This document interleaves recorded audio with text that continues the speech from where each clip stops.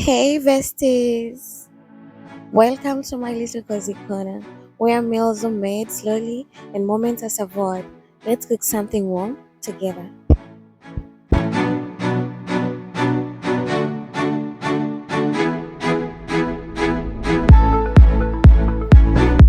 Today I felt like the perfect day to make something rich and comforting.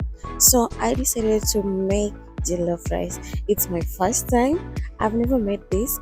So let's see how it will come out.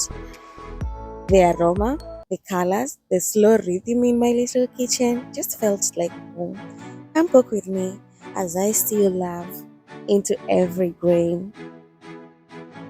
The recipe will be on my description, so hang tight and leave a comment. Let me know what you think about the jollof.